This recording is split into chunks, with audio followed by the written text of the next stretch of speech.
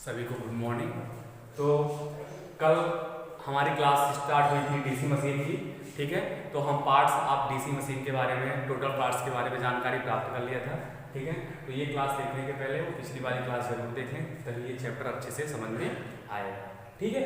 तो आज हमारा नेक्स्ट टॉपिक है डीसी जनरेटर, ठीक है। तो डीसी जनरेटर की डेफिनेशन है ना, प्रिंसिपल ऑफ डीसी जनरेटर, किस सिद्धांत पे डीसी जनरेटर काम करता है, ठीक है। हम टोटल चीज स्टेप बाय स्टेप एक करके पढ़ेंगे, ठीक है।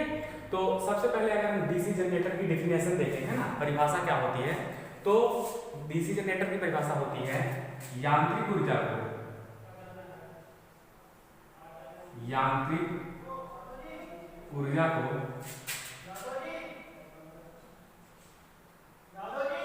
वैद्युतिक ऊर्जा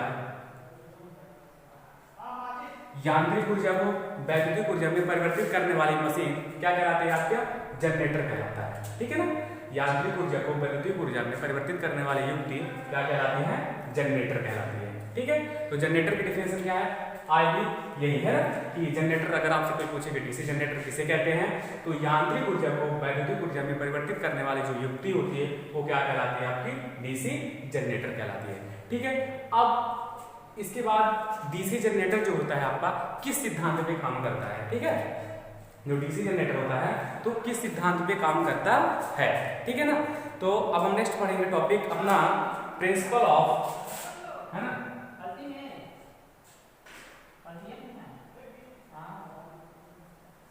principle of DC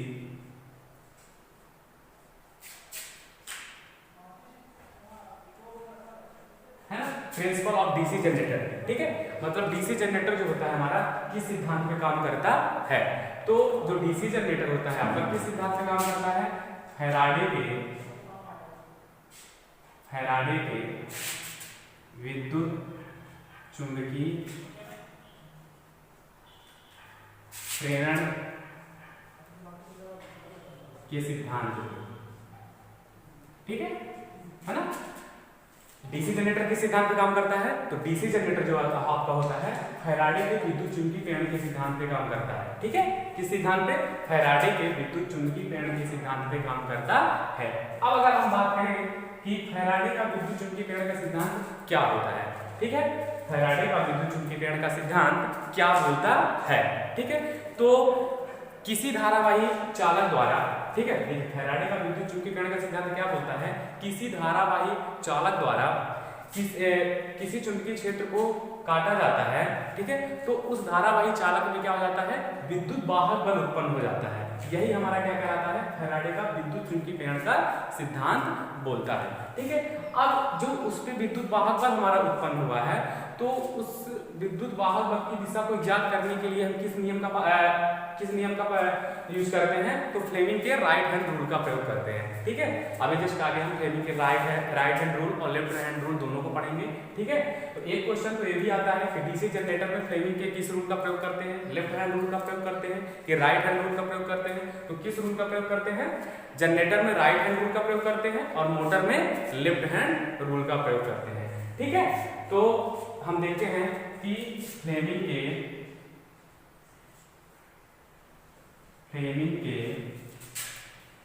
right hand rule क्या बोलता है, ठीक है। फ्लेमिंग का राइट हैंड रूल जो होता है तो क्या बोलता है, ठीक है। तो फ्लेमिंग का राइट हैंड रूल हमें ये बोलता है कि हम अपने दाहिने हाथ के, ठीक है, दाहिने हाथ के इन तीनों उंगलियां कौन कौन सी, thumb, forefinger and middle finger, है ना, इन तीनों को परस्पर 90 डिग्री पर लंबवत रखते हैं, है ना, मतलब एक दूसरे से क्या है, परपेंडिकुलर, मतलब 90 डिग्री पर रहें। तो जिसमें जो हमारा ये थंब रहेगा, है ना, थंब मतलब क्या हुआ, अंगूठा, ठीक है, ये क्या बताएगा, मोशन ऑफ कंडक्टर, ठीक है, क्या बताएगा, चालक की गति बताएगा, ठीक है। इसके बाद जो हमारा ये फोर फिंगर होता है ना, इसको अपन हिंदी से क्या बोलते हैं, तर्जनी। तो तर्जनी हमें क्या बताएगा, चुंबकीय क्षेत्र की दिशा बताएगा। और ये जो हमारी मिडिल फिंगर होती है, तो ये क्या बताएगा, विद्युत वाहक बल की दिशा बताता है, ठीक है। तो चलिए थोड़ा शॉर्टकट में हम इसको लिख भी लेते हैं, है ना। जो हमारा थंब रहेगा, थंब ये क्या बताएगा, गति बताएगा, है ना, चालक की गति। इसके बाद जो हमारा ये सेकेंड नंबर 4 फिंगर रहेगी,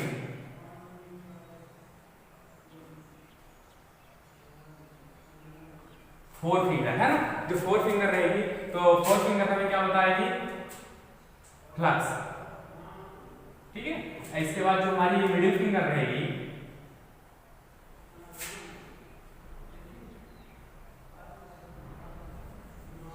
मध्यमा है ना, ये जो हमारी मध्यमा रहेगी ये हमें क्या बताएगी, ईएमएफ की दिशा, ठीक है। यहां से क्वेश्चन आता भी है ना। तो यहां से पहला नंबर तो क्या आ सकता है कि डीसी जनरेटर में फ्लेमिंग के किस रूल का प्रयोग करते हैं, राइट हैंड रूल का प्रयोग करते हैं कि लेफ्ट हैंड रूल का प्रयोग करते हैं, तो राइट हैंड रूल का प्रयोग करते हैं, ठीक है। और सेकंड नंबर क्वेश्चन हमारा ये भी आ जाता है कि ये मतलब कि ईएमएफ की दिशा को ज्ञात करने के लिए किस रूल का प्रयोग करते हैं, तो फ्लेमिंग के राइट हैंड रूल का ही प्रयोग करते हैं, ठीक है। अब जस्ट इसके आगे हम पढ़ेंगे, ठीक है। तो हमने क्या क्या पढ़ा, जो डीसी जनरेटर होता है इसके डेफिनेशन क्या है, यांत्रिक ऊर्जा को वैद्युतिक ऊर्जा में परिवर्तित करने वाली जो युक्ति होती है वो क्या कहलाती है, डीसी जनरेटर कहलाती है। डीसी जनरेटर किस सिद्धांत पे काम करता है, तो फैराडे के विद्युत चुंबकीय प्रेरण के सिद्धांत पे काम करता है। फैराडे का विद्युत चुंबकीय प्रेरण का सिद्धांत आपको क्या बोलता है, किसी धारावाही चालक द्वारा चुंबकीय क्षेत्र को किसी चालक द्वारा है ना, किसी धारावाही चालक द्वारा जब किसी चुंबकीय क्षेत्र को काटा जाता है तो उस धारावाही चालक में क्या हो जाता है, आपका ईएमएफ उत्पन्न हो जाता है, ठीक है। यही आपका क्या कहलाता है, फैराडे का विद्युत चुंबकीय प्रेरण का सिद्धांत कहता है, ठीक है। अब ये जो इसके द्वारा ईएमएफ उत्पन्न हुआ तो उसकी दिशा को ज्ञात करने के लिए किस रूल का प्रयोग करते हैं, तो फ्लेमिंग के राइट हैंड रूल का प्रयोग करते हैं। किसका, फ्लेमिंग के राइट हैंड रूल का, ठीक है। और फ्लेमिंग के राइट हैंड रूल आपको क्या बोलता है, फ्लेमिंग का राइट हैंड रूल ये बोलता है कि दाहिने हाथ की इन तीनों उंगलियों को, कौन कौन सी, thumb, forefinger and middle finger, है ना, इन तीनों को परस्पर 90 डिग्री पर रखते हैं। तो जो हमारा थंब होगा वो क्या बताएगा, मोशन मतलब स्पीड बताएगा। ये जो आपकी फोर फिंगर रहेगी तो क्या बताएगा, फ्लक्स बताएगा। और ये जो आपकी मध्यमा रहेगी मतलब मिडिल फिंगर, ये आपको क्या बताएगा, ईएमएफ की दिशा को बताएगा, ठीक है। अब जस्ट इसके आगे हम पढ़ेंगे क्या, EMF equation of DC generator, है ना, मतलब डीसी जनरेटर के विद्युत वाहक बल का समीकरण क्या है, ठीक है। EMF equation of DC generator, ठीक है। नेक्स्ट टॉपिक है अपना EMF equation of DC generator, है ना, मतलब कि डीसी जनरेटर के विद्युत वाहक बल का समीकरण क्या है।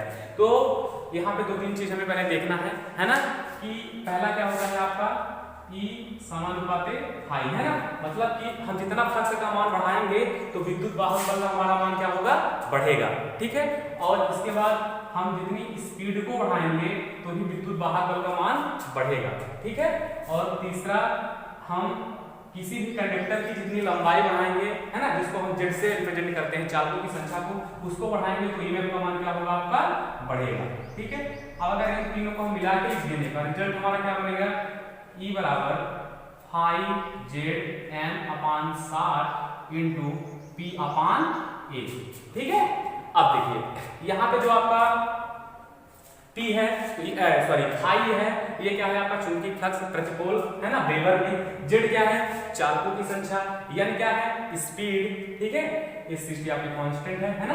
P नंबर ऑफ पोलों की संख्या, ठीक है। और ए क्या है, समांतर पथों की संख्या, है ना। अब इसके बाद हमने आपको आर्मेचर वाइंडिंग पढ़ाया था।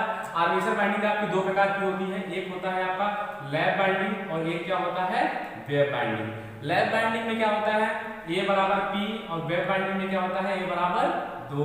तो ए का मतलब क्या हुआ, इसमें समांतर पथों की संख्या, है ना, एक किसको रिप्रेजेंट करता है, समांतर पथों की संख्या को रिप्रेजेंट करता है ना। तो ए का मतलब क्या हुआ, समांतर पथों की संख्या। तो समांतर पथों की संख्या क्या होता है, पोलों की संख्या, और इसमें क्या होता है, समांतर पथों की संख्या बराबर 2। अब इसमें अगर समांतर पथों की संख्या पोलों की संख्या बराबर रहेगी तो धारा क्या रहेगी, उच्च, है ना। तो धारा क्या होगी, यहाँ पे उच्च धारा उच्च होगी, तो निम्न वोल्टेज, ठीक है। इसके बाद यहाँ पे क्या हो जाएगा आपका निम्न धारा उच्च वोल्टेज, ठीक है। हमारा यहां से भी क्वेश्चन आ जाता है, मतलब कि उच्च धारा और निम्न वोल्टेज के लिए आर्मेचर में कौन सी वाइंडिंग करते हैं? लैप बाइंडिंग करते हैं, ठीक है। और निम्न धारा उच्च वोल्टेज के लिए आर्मेचर में कौन सी बाइंडिंग करेंगे? वेव बाइंडिंग करेंगे, है ना। यहाँ से क्वेश्चन आते हैं और अभी जब हम इसके न्यूमेरिकल क्वेश्चन सॉल्व करेंगे तो आपको क्वेश्चन में देता है ना, कि किसी लैप बाउंड, किसी वेव बाउंड, है ना। तो इनको हमको अच्छे से देखना है कि लैप बाउंड में क्या होता है और वेव बाउंड में क्या होता है, ठीक है। अब इनको आप एक एक चीज को अच्छे से लिख लीजिएगा, है ना, कि फाई का मतलब क्या होता है। तो फाई का मतलब क्या होता है? चुंबकीय फ्लक्स प्रतिपोल, है ना। इसकी क्या क्या होती है? वेबर। इसके बाद जेड, जेड का मतलब क्या होता है?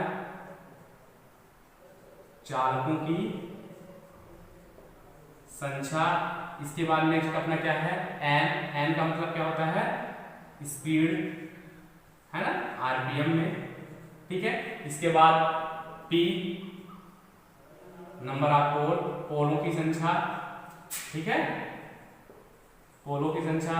इसके बाद नेक्स्ट है ए, मतलब समांतर पथों की संख्या, ठीक है। इतनी चीजें हैं। अब इसके बाद हमको इसके न्यूमेरिकल का वीडियो हमने डाल दिया है पिछले ही, है ना, उसको जाके आप लोग देख लीजिएगा, ठीक है। और इसके आगे अभी हम